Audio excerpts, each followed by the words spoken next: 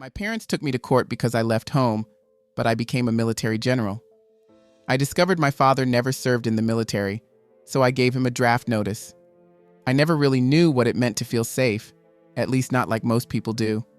As a child, I was always the one who flinched at loud noises and avoided eye contact with adults. It wasn't because I was shy or quiet, but because home wasn't a safe place for me. It was a battlefield. My earliest memories are filled with fear, a constant feeling of anxiety that followed me everywhere like a shadow. My parents were strict, but not in the way that earned respect. They ruled with fear, and their discipline often crossed the line into abuse. The beatings came often, out of nowhere, and for reasons that seemed small to others. A broken dish, a bad grade, or even a look they didn't like could set off my father's anger. My mother wasn't much better. If anything, she was more cruel with her words. While my father used his fists, my mother used insults, cutting down any sense of self-worth I had left. They worked together, making sure I knew I was nothing and worthless. School was supposed to be a place where I could escape, somewhere I could find peace from the pain at home. But instead, it was just another place where I had to fight to survive. My teachers didn't help either. They seemed to enjoy making my life harder. They picked on me, maybe because I was quieter than the others, or maybe they could sense the weakness I carried like a scent. The bullying from the teachers started small, harsh words, unfair grades, and constant criticism. But it got worse as they realized I had no one to defend me. One teacher in particular, Mr. Evans, seemed to make it his goal to break me. He was a big man, both in size and personality, with a voice that could silence any room. He was known for being strict, ruling his class like a tyrant. Any mistake, no matter how small, was punished harshly, often with public shame. One time, he made me stand in front of the entire class for what felt like hours just because I didn't finish my homework on time. His eyes stared at me the whole time, like he was daring me to question his authority. But I wasn't completely alone in my suffering. Many of the other students saw what was happening, and while most were too scared to stand up to the teachers, a few of them started to show me kindness in their own ways. It began small, a spare pencil when mine broke, a soft word of support after a teacher yelled at me. Over time, these little acts of kindness became something more. I found myself surrounded by a group of kids who knew what it felt like to be treated unfairly. They weren't the popular kids or the ones with top grades. They were the misfits, the outcasts, the ones who didn't fit into the mold the school tried to force on all of us. We formed a bond, an unspoken understanding that we were in this together. When one of us was singled out, the others would find ways to offer support, even if it was just a shared look of sympathy. Then, during one of Mr. Evans's infamous rants, something amazing happened. He had singled out one of my friends, Jack, for something minor. Maybe his shirt wasn't tucked in, or his hair was too long. I don't even remember the exact reason. But this time, instead of staying silent, the whole class reacted. It started with a whisper, a low buzz of frustration that quickly grew louder. Students began speaking up, questioning Mr. Evans' authority and calling out how unfair he was. It was like a dam had broken, and all the anger and resentment that had built up over the years finally poured out. I watched in shock as my classmates stood up to a man who had controlled us with fear for so long.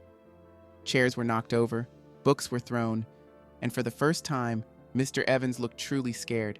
The chaos was overwhelming, and even though the riot was quickly stopped by other teachers and eventually the principal, the damage was done. That day changed everything. Mr. Evans was put on leave and, in the end, never came back to the school. The school tried to downplay what had happened, but they couldn't hide the fact that a group of students had stood up to the fear we had all lived with for so long. It was a small win, but it felt huge to us. Even with the challenges at school, I found comfort in the friendships I made. By the time we got to high school, there were 6 of us who became inseparable. Jack, the one who had started it all by challenging Mr. Evans. Emma, smart and sharp-tongued, who could make the darkest day seem lighter with her humor.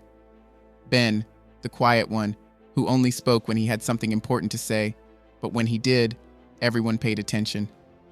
Sarah was the kind one, always keeping the peace in our group. Mike, the joker, always ready to lighten the mood with a prank or a funny comment. and Lucy, small but tough, who kept us all together. We didn't fit the normal crowd, and each of us had our own issues, but together we found a sense of peace we couldn't find anywhere else. We often skipped school, not because we were troublemakers, but because we needed a break from everything, even if it was just for a little while. We'd escape to the countryside, wandering through the woods and fields, talking about anything and everything. Those were the best days of my life, where the world seemed to disappear, leaving just the seven of us and the freedom we shared together. As high school ended, we all had to face the future, uncertain about what came next. None of us expected much. Our grades weren't great, and most of our teachers had already given up on us. But we were determined to stay together, no matter what. When we all managed to get into the same university, it felt like a stroke of luck. We didn't care about the prestige of the school or the courses it offered. The only thing that mattered was that we were together. University was a new challenge. The freedom we had wanted for so long was finally ours, but it came with responsibilities and pressures we weren't fully ready for. The world outside of our group was tough and unforgiving. We often struggled to keep up with the demands of our classes, but we had each other, and that was what kept us going. Our friendship grew stronger during those years. We shared everything: our fears, our hopes, and our dreams. We weren't just friends anymore. We became like a family. Whenever life at the university became too stressful, we'd escape to the countryside. We'd stay out under the stars, talking about where we'd be in 10 years. The future was always uncertain, but with each other, it didn't feel so frightening. Graduation came quicker than any of us expected. Suddenly, we were adults, expected to figure out our place in the world. None of us were ready to go in different directions, so we made a promise. We'd all move to Washington together. The city represented a new start, a place where we could try to find success and leave the past behind. The move to Washington was hectic. We pooled our money together, rented a small, worn-out apartment that barely fit all seven of us, and began the difficult search for jobs. The first few months were some of the hardest we'd ever faced. The city was huge, cold, and we quickly realized that the world didn't care about us or our dreams. The rejection stacked up, and the feeling of failure weighed heavily on us all, but we didn't give up. We had been through too much to let the city break us. Slowly, things started to turn around. Jack got a job as a mechanic, something he had always been good at but didn't think he could turn into a career. Emma found work at a local bookstore where she could indulge in her love for books. Ben landed a job at a tech startup where his quiet, logical mind was finally valued. Sarah became a teacher, determined to be the kind of mentor we had never had. And Mike, true to his nature, became a bartender, where his charm and quick humor made him perfect for the job. Lucy, always the caring one, got a job at a community center, helping kids who were going through the same tough situations we had faced. As for me, I struggled the most to find where I fit. I moved from one job to another, never really finding something that felt right. The city wore me down in ways I wasn't expecting. The pain from my parents, the bullying from teachers, it all seemed to catch up with me. But my friends never gave up on me. They were my support, the one steady thing in a life that had always been chaotic. Then something happened that changed everything. One warm summer evening, we were all in our small living room, celebrating Jack's promotion. Everything felt hopeful for once, but then the phone rang, and the mood changed. It was Lucy's mom. I couldn't hear what was said, but I saw the fear in Lucy's face as she listened. When she hung up, she looked at us with wide eyes. Her father had been in a serious accident and was in critical condition. The doctors didn't think he would make it through the night. We all got into Jack's old van and drove through the night to the hospital. The car ride was silent, filled with worry. Lucy's father didn't survive. He passed away before we made it, leaving her broken in a way we had never seen. The next few days were a blur of sadness. Lucy pulled away from all of us. We didn't know how to help her or bring her back from that dark place. For the first time, our friendship felt fragile, like it might not be enough. But we refused to give up on her. Slowly, painfully, Lucy began to heal. It took time, but she eventually came back to us. That experience changed us all. We weren't the same carefree group of friends who used to escape to the countryside when things got tough. We had learned how quickly life could fall apart, and it made us hold on to each other even more tightly. The move to Washington, the challenges we faced, and the loss we suffered brought us together in ways I can't easily explain. We had been through so much, but we came out stronger and more determined to succeed. And succeed, we did. Each of us eventually found our place in the city that once felt overwhelming. Looking back, I realized that the tough times, the abuse, the bullying, the struggle to figure out where I belonged, shaped who I am today. They taught me how to be strong, how important true friendships are, and how to never give up, no matter what life throws at you. We're still in Washington, dealing with life's ups and downs. We don't live together anymore, but we're always close. Every week, we meet up for drinks or dinner, sharing old memories and talking about what's next.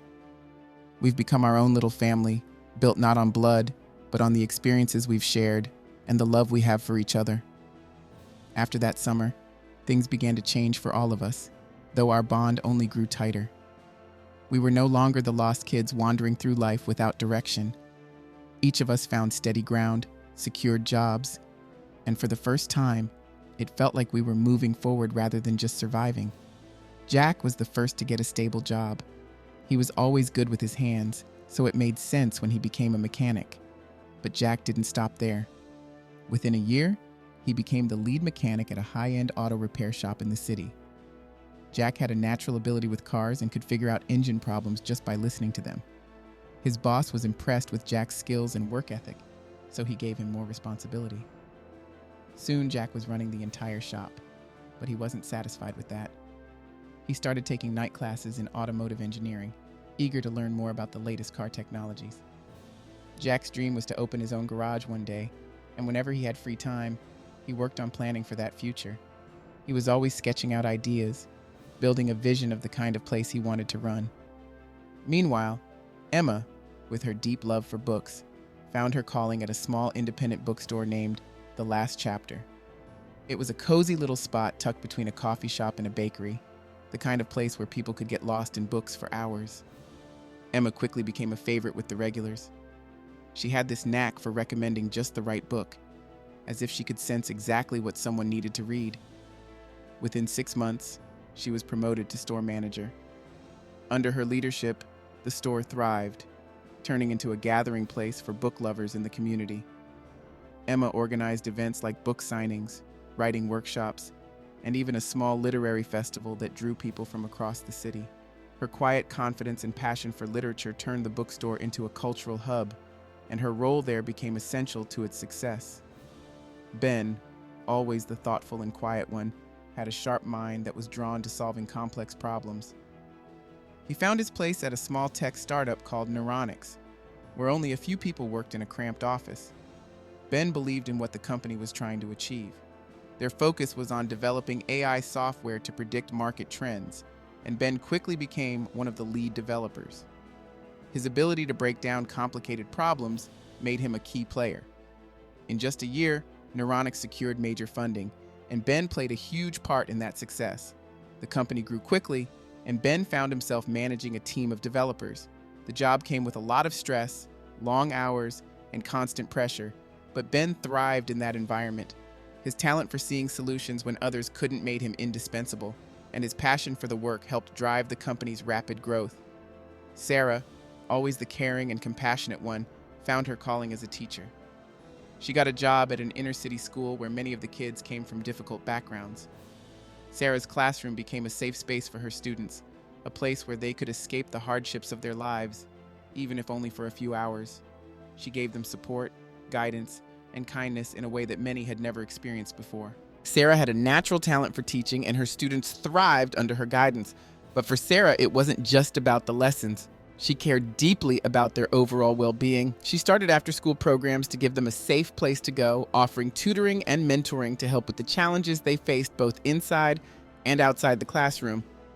Meanwhile, Mike, always the social one, found his passion behind the bar. He landed a job at a trendy cocktail bar called Speakeasy, where his charm and quick wit made him an instant hit with the customers. Mike had a real talent for mixing drinks, and his ability to make everyone feel welcome kept people coming back. Before long, Mike began experimenting with his own drink recipe. His creations became the talk of the town, drawing more and more attention to the bar. The owner took notice and gave Mike more control over the cocktail menu, allowing him to completely redesign it. With Mike's fresh ideas, the bar's popularity skyrocketed, and he quickly gained a reputation as one of the best bartenders in the city. But Mike had bigger dreams. He started saving up money, determined to open his own bar someday. He wanted to create a place where mixology, live music, and a laid-back atmosphere could come together. Mike began networking with local musicians and artists, slowly laying the foundation for what would later become The Hideout, one of Washington's hottest spots. Lucy, always the compassionate one, found her place working at a community center in one of the city's underserved areas. She started as a volunteer, helping out with after-school programs for kids. Her dedication and passion quickly caught the attention of the center's staff, and it wasn't long before she was off. Lucy had a natural gift for connecting all, whether she was helping someone find a job, organizing food drives, or simply being a shoulder to lean on. Lucy's work touched the lives. Soon, she was promoted to director of the center.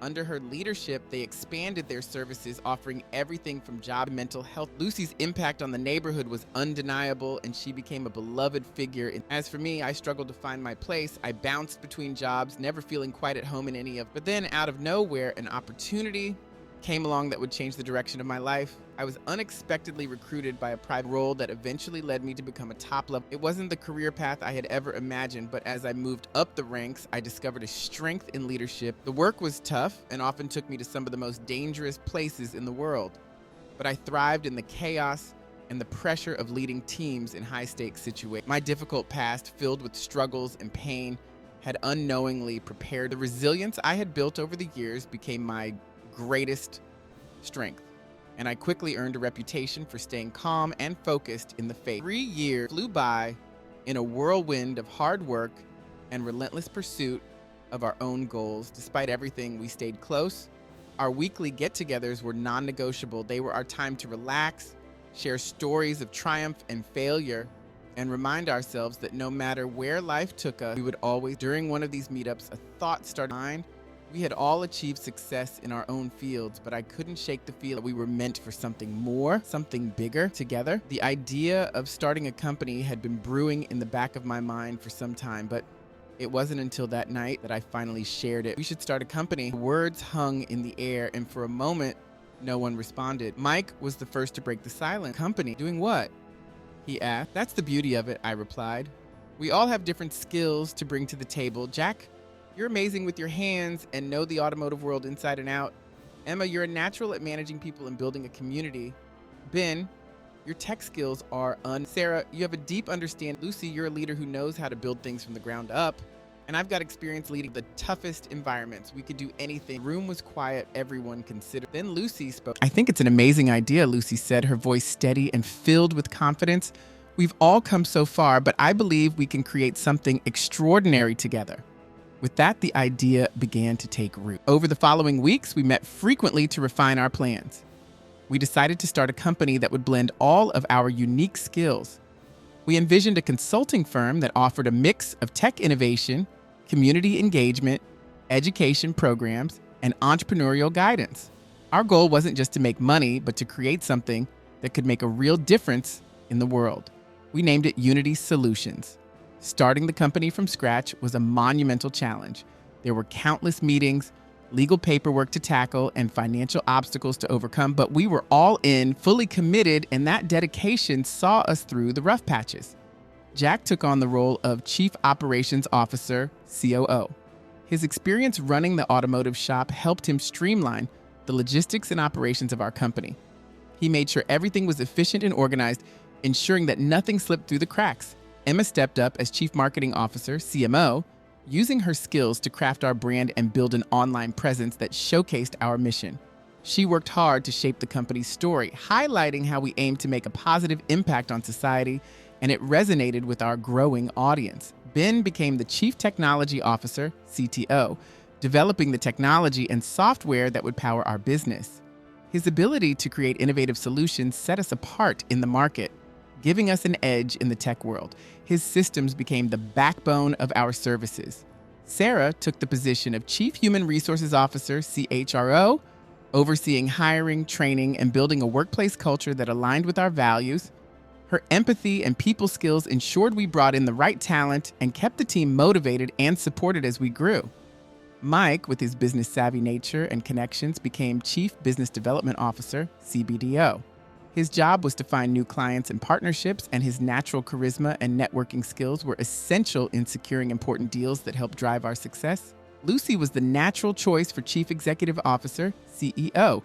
Her leadership at the community center gave her the skills to guide our company's vision and keep us all on track. As for me, I took on the role of chairman and commander-in-chief, overseeing the strategic direction of the company. My job was to ensure we stayed true to our mission while expanding our reach and influence. In this role, I had to rely on all my past experiences, both in the military and in life. As Unity Solutions began to grow, we faced our fair share of challenges.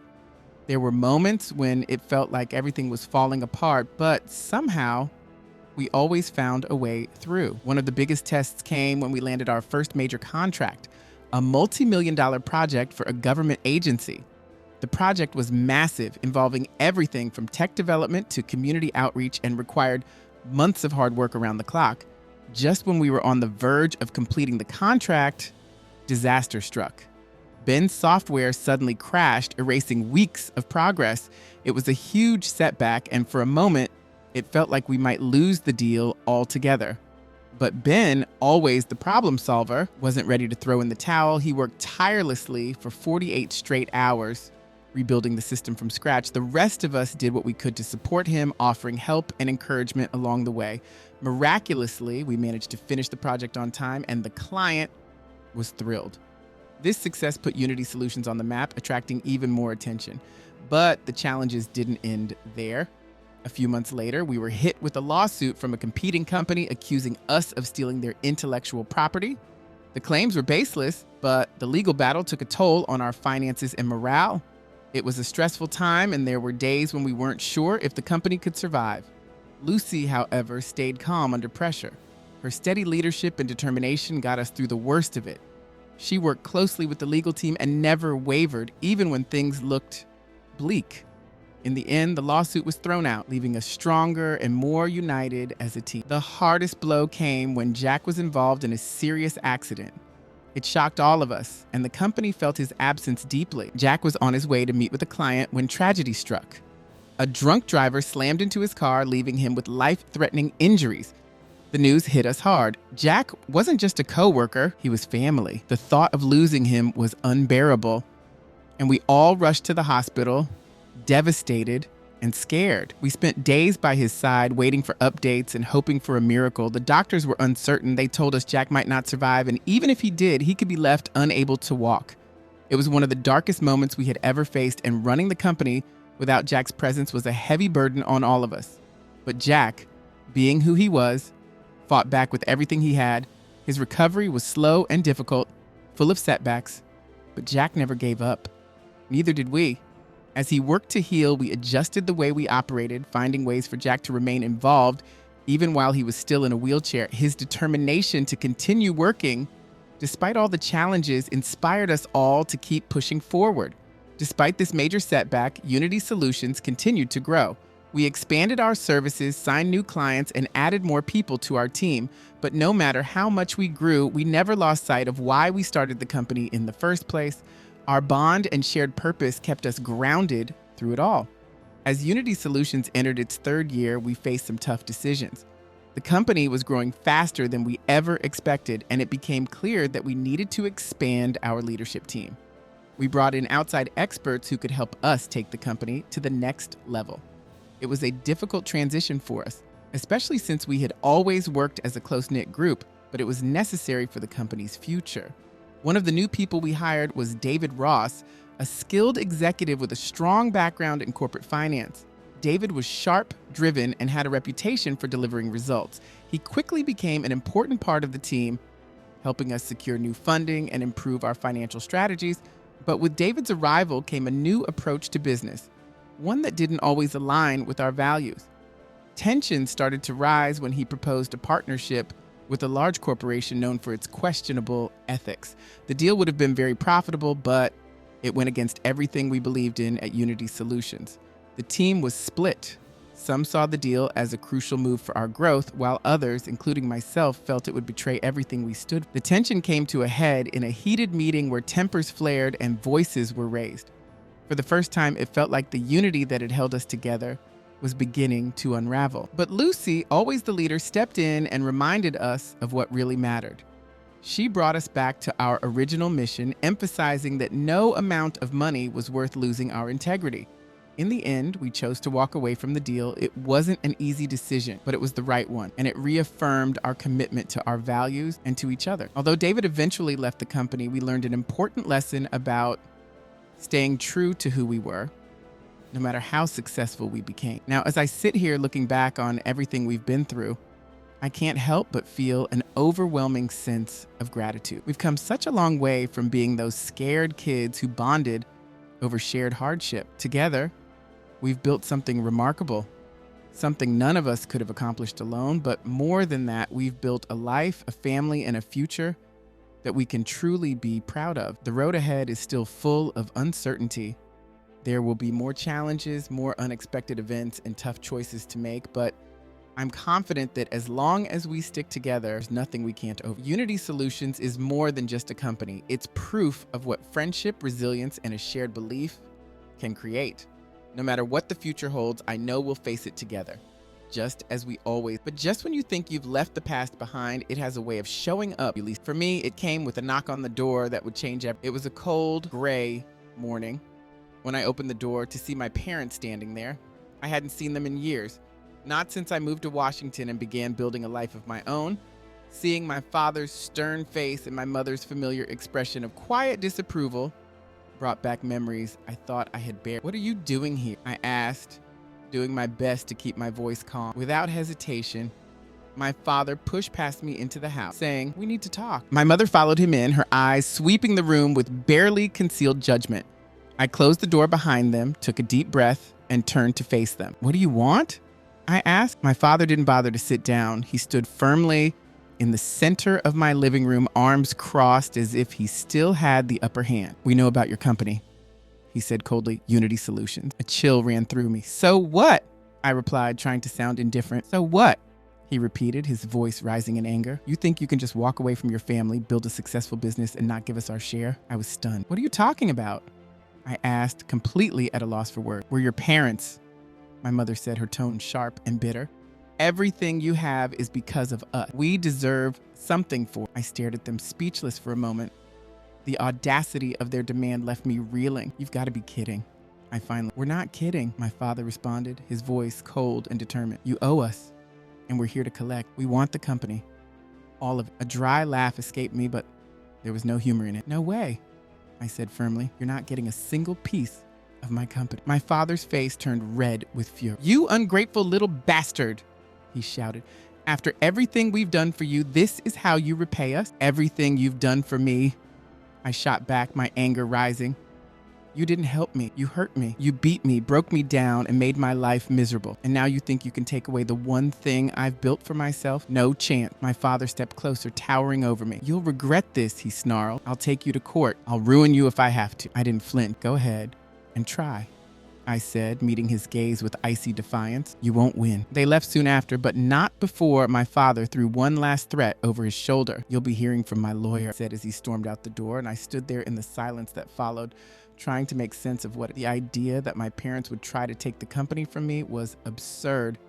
But I knew my father was serious. He would go to any length to get what he wanted, no matter the cost. I wasn't going to face this alone, though. First person I called was Lucy. As always, she was calm and steady. "Don't worry," she reassured me. "We'll handle this together." In the following days, I gathered the team and updated them on the situation.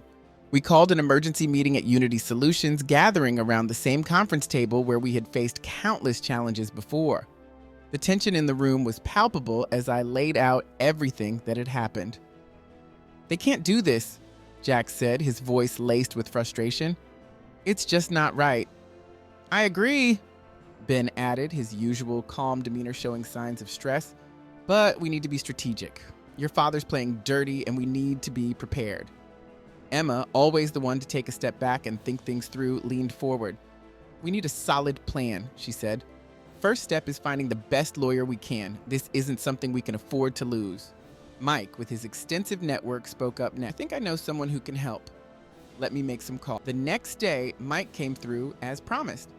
He found a top lawyer, Charlotte Hayes, known for her tenacity in court and her history of winning tough cases. When we sat down, she didn't sugar. This won't be an easy fight, Charlotte said, spreading the legal doc, but it's not one we can't win. Your parents don't have a strong case, but that doesn't mean they won't try to. Jack, never one to sit on the sidelines, took it upon himself to dig up anything. If they want to play dirty, we'll fight fire with fire, he said. Efforts paid off when he uncovered records of my father when I was younger, including an old police report from a neighbor who had reported the violence. It wasn't a lot, but it painted a clear picture of the kind of man my father. Meanwhile, Ben used his tech skills to dig deeper into my father's past. What he found left us all stunned. My father, who had always boasted about his military service and used it as a way to manipulate and control others, had never actually served. Ben uncovered forged documents that my father had used to fake his military record. In truth, he had dodged. This is huge, Ben said as he revealed the findings to the group. If we expose this, it'll ruin his credibility. At the same time, Sarah, using her connections in social services, began digging even deeper into my father's history. She was determined to uncover everything that could help us. Sarah uncovered something that shook me. Man I had called my father all of my life wasn't actually my biological father. He had married my mother. She was already pregnant, and they had kept this secret for years. How could they hide something so huge? I asked, feeling a mix of anger and strangely relief. In some ways, it made sense. It explained a lot about how my childhood had been and why my so-called father had treated me the way he did. They were likely ashamed, Sarah said softly. But this changes everything. It means he has no legal rights over you or anything you've built. Lucy, ever the strategist, gathered all the information we had collected and began piecing together a plan. We're going to tear him apart in court, she said. He has no idea who he's up against. As the court date approached, the tension mounted. My father's lawyer, a slick man named Gerald Simmons, was in shady tactics. He filed motion after motion, trying to delay the trial and wear us down. But Charlotte, our lawyer, was unyielding. She met every attempt head-on, refusing to let him gain any ground. The day of the trial finally arrived, and the courtroom was filled to capacity. My parents sat on one side, looking as smug as ever, while my friends and I stood together, ready for whatever came our way. The trial started with Simmons making a long, dramatic speech about how my parents had sacrificed everything for me and were entitled to a share. But when it was our turn, Charlotte rose from her seat and delivered a powerful. Mr. and Mrs. Harper claimed to have supported their son, she began, her voice sharp and clear. But the evidence paints a very different picture. She then presented the police report Jack had uncovered, detailing the abuse I had endured as a child. The courtroom fell silent as she read it aloud, each word echoing in the tense atmosphere. My father shifted uncomfortably in his seat, refusing to meet my eyes. My mother stared at the table, her face drained of color. Then, it was Ben's turn. He took the stand and revealed the evidence we had gathered, that my father had never served in the military, as he had always claimed. The forged documents appeared on a large screen for everyone to see, and a ripple of shock ran through the court. The courtroom buzzed with whispers of disbelief as Ben laid out how he had uncovered the truth. Then it was Sarah's turn, and she delivered the most shocking revelation yet. Your Honor, she began, addressing the judge with confidence, we have proof that Mr. Harper is not my client's biological father. This fact not only invalidates any claim he may have over my client's assets, but it also undermines the entire basis of this case. The courtroom erupted in chaos. My father's face went pale as he finally met my gaze, but the authority and control he had always carried were gone. Instead, for the first time, I saw fear in his eyes. The judge quickly called for order, and as the room settled, Charlotte delivered the final strike. Your Honor, she said, her voice steady and commanding, it is clear that the claims made by Mr. and Mrs. Harper have no legal foundation. They have no right to my client's company or any of his assets. We respectfully request that this case be dismissed in full. The judge, unimpressed with the weak arguments from my parents' lawyer, nodded firmly. "I've heard enough," he said. "This case is dismissed, Mr. Harper." "Mrs. Harper, you have no legal claim to your son's company. I suggest you leave this courtroom and refrain from wasting any more of this court's time." My parents sat in shock, completely silent as the judge brought his gavel. It was over. We had won. As we walked out of the courtroom, a wave of relief swept over me, but there was one final matter. I approached my father, who remained slumped in his chair, looking utterly. "I'm not finished," voice calm but firm. "Spent your whole life lying and manipulating people, and now it's time for you to face the consequences." I handed him a document, his draft notice. Thanks to Ben's discovery of his draft dodging, I had used my position as commander-in-chief to ensure that he would finally be held accountable. "You avoided serving when you were supposed to," I said, "but now you won't have a choice." He looked at the paper in his trembling hands, his eyes wide with shock. "Can't do this," he muttered, his voice barely audible. "Oh, I can," I replied, and I have. Face twisted with a mixture of anger and fear, but there was no. Once, the law was on my side, and there was no escaping the consequences. As we stepped out of the courthouse, a crowd of reporters rushed toward us, microphones in hand, eager for our statements. The case had drawn a lot of attention, but we didn't stop to speak. We had said all we needed to. Instead, we returned to Unity Solutions, the place that had become our sanctuary, and gathered in the familiar conference room where so many of our plans had taken shape. The mood was celebratory, but underneath the joy, there was a palpable sense of exhaustion. The battle had taken its toll on all of us. I looked around at my friends, the people who had stood by me through everything. "Thank you," I said, my voice filled with gratitude. "I couldn't have made it through this without you." Lucy smiled at me, her eyes filled with warmth. "We're family," she said simply, "and family sticks together." Jack raised his glass and gave a proud grin. "To Unity Solutions," he declared, "and to us. We've been through hell and back, but we're still standing." We all echoed his toast, clinking our glasses together in celebration. In that moment, I couldn't help but feel a deep sense of pride. We had won, but it wasn't just about the victory. We had faced down those who tried to take everything from us, and we had come out stronger because we faced it together. The future was still uncertain, and I knew there would be more challenges ahead. But with my friends by my side, I was ready for whatever came next.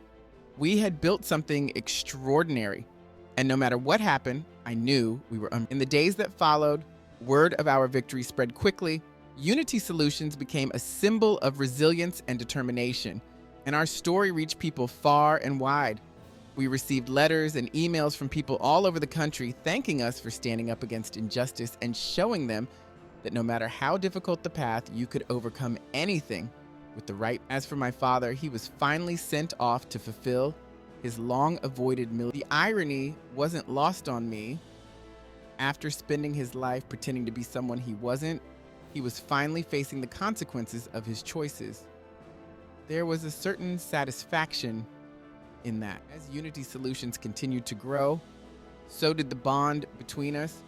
We were more than business partners now. We were a family, forged in the fires of hardship and success, and no matter what the future held, I knew we would face it together. Life had thrown every challenge it could at us, but in the end, we had survived, and more than that,